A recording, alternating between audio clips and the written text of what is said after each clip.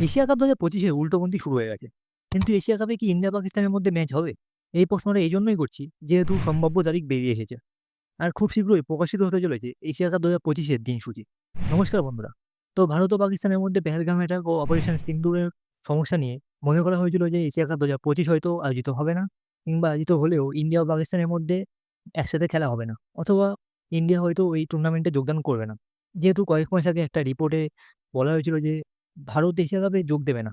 কিন্তু এখন বিসিসিআই সচিবের বক্তব্য এই সমস্ত রিপোর্টের খণ্ডন করে দিয়েছে। তিনি বলেছেন যে কয়েকদিন ধরে একটি নোটিশ বেরিয়ে আসছে যে বিসিসিআই নাকি আগত পুরুষ এশিয়া কাপ ও মহিলা এশিয়া কাপ ২০২৫ এ যোগ দেবে না। এই ধরনের খবর পুরোপুরি মিথ্যা।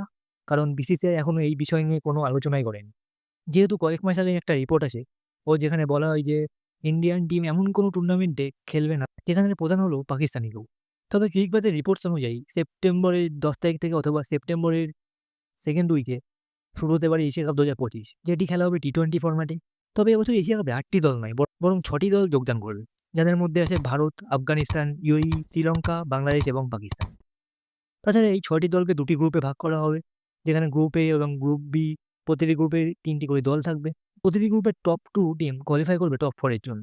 এবং সেই ৪ টি টিমের মধ্যেই সেমিফাইনালে যারা জিতবে তারাই খেলবে ফাইনাল। তবে যদি এশিয়া কাপ ২০২৫ অনুষ্ঠিত হয় তাহলে ভারত ও পাকিস্তানের ম্যাচও হতে পারে।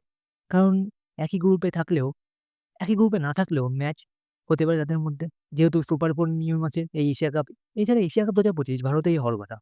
আর যদি ভারতের টুর্নামেন্টই হয় তাহলে পাকিস্তানের টিম তো ভারতে আসবে না। তাই তখন হাইব্রিড মডেলে খেলা হতে পারে এশিয়া কাপ।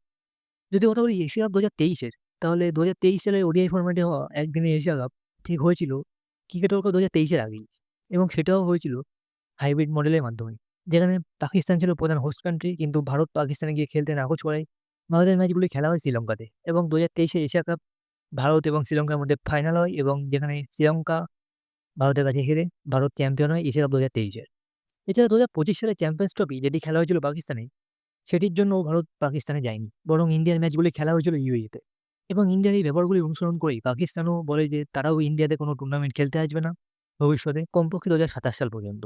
তবে যদি কথা বলি ইন্ডিয়া ও পাকিস্তানের মধ্যে কেন হতে পারে এশিয়া কাপের ম্যাচ বা কোনো ম্যাচ, তাহলে তার প্রধান কারণ হলো মহিলাদের ৫০ ওভার ক্রিকেট ওয়ার্ল্ড কাপ। যেহেতু এই বছর এই ৫০ ওভারের মহিলা বিশ্বকাপ অনুষ্ঠিত হতে চলেছে ভারতের মাটিতে এবং যেখানে ভারত ও পাকিস্তানের মধ্যে ম্যাচটি খেলা হবে শ্রীলঙ্কাতে।